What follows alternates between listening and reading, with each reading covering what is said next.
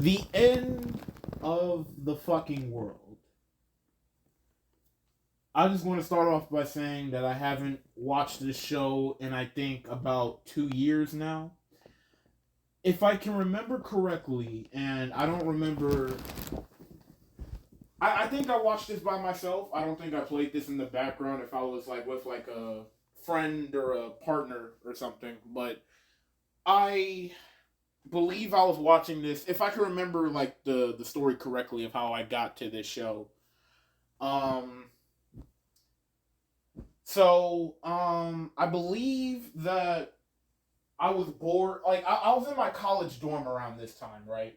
And it was the weekend, and I was just chilling, and I didn't really have anything to do, and this was around the time where I didn't really care too much about my classes, so I was just goofing around, waiting for my friends to call me up so we can go hang out for the afternoon, then party at night, drink and smoke and whatever. But so I'm over here waiting, for something to happen, and I all call them individually, and they have no plans, and they just want to chill because they're all. I think they're either all busy or they just didn't really want to do anything. So I'm over here chilling with nothing to do, nowhere to go. So basically, I find myself going to Netflix because I share. Well, I have my own Netflix account now, but I previously shared my friend's family account. Because I had Max and he had Netflix, so we each shared each other's family account. Swapped that, and I kept looking through the Netflix catalog because I didn't really see anything out of the ordinary. You saw all the anime that I've already seen, like Arcane, Cyberpunk. I've already seen Stranger Things. I've already seen The Walking Dead. I've already seen Breaking Bad. I've already seen all of these genres of shows that I've already watched. It took me a while to watch The Walking Dead. Like my previous girlfriend, she was a big fan of The Walking Dead, so she got me into that. Really great show. The ending kind of pissed me off, especially during season 7 through season 8. But that's a story for another time. Now we are talking about possibly and arguably, if you ask me, the greatest Netflix show that I've ever witnessed. If not, I'd say top three. And in my top three are possibly Arcane. Arcane is definitely number one. Season 1 of Arcane for me is just a perfect show. So Arcane, Cyberpunk, and then you have the end of the fucking world. So, like I said during my story, I finally found this show called The End of the Fucking World, and basically, and thank God for Netflix because they always have their trailers or more setting right there.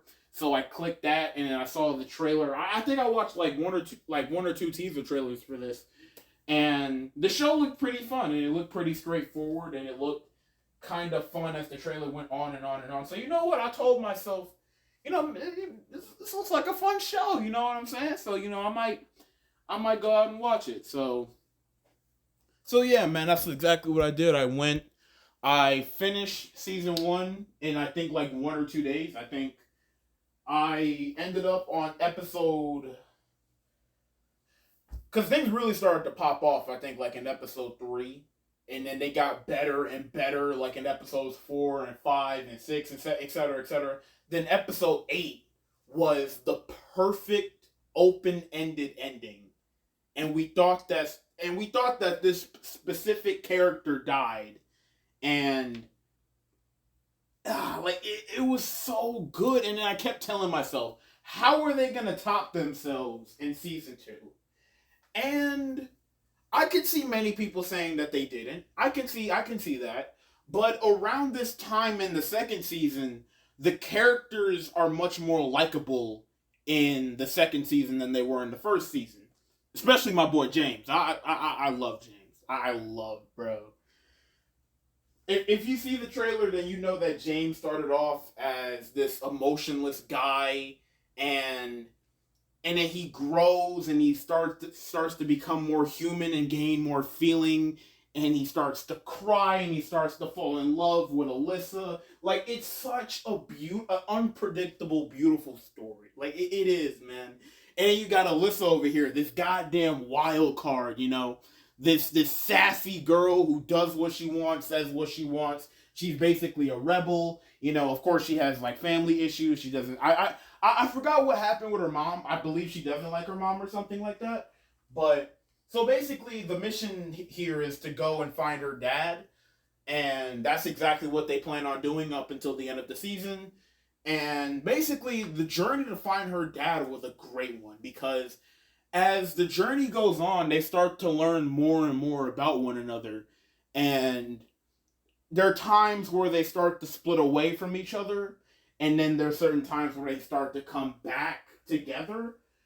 And it's like yin and yang, man, because you got James, this emotionless guy. You got Alyssa, this very emotional person who does what she wants, says what she wants, and shows all of her emotions all at once whenever she wants to. And they really change each other in a way for the better. And they start to, of course, grow more fond of each other. And it's just a beautiful first season of the show. I love season one. And season two, I will admittedly say starts off kind of slow, but and I forgot how they did it. Again, forgive me. It's been 2 years ever since I've seen the second season. And I feel like the first season for me is much more memorable than the second one. But the second season, bro, season two is really good. Season two, do not sleep on season two. Me at like the season as a whole, I like the first season better because if the show was to end on season one, that would be fucking incredible. Like, bro, that would have been incredible. But there are some loose ends to tie up in season two, and they do it perfectly. Like, bro, it's this one scene where you think something happens to them, but that was an illusion. That was just a dream or something. Like, bro, and they come, bro, you should have saw my reaction, bro, when I first saw it. Like, oh, bro, I was flabbergasted, bro. And the thing is, I paused it, so it took me like 3 to 4 or 5 minutes to process everything for what just happened in that one moment. I don't want to give that spoil because it's a great fucking plot twist. Well, I wouldn't necessarily call it a plot twist, but it will shock the shit out of you, man. Trust me. Even though I did just kind of spoil, the first season a bit. But yeah, no, they change each other for the better, and not just in the first season, but the second season too.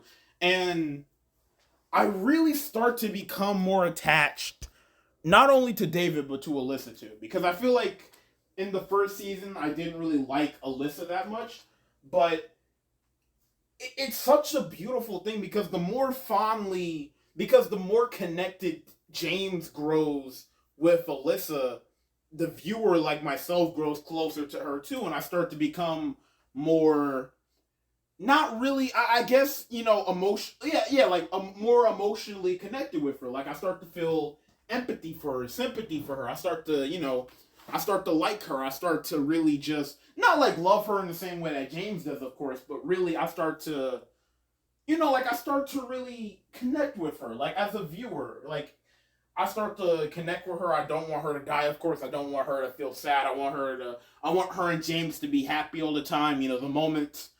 The subtle moments of them, being together as like this, I guess you could say, high dynamic couple is really good. And like, the more the show goes on, the more I love them both, and the more that I want to see them have a happy ending together.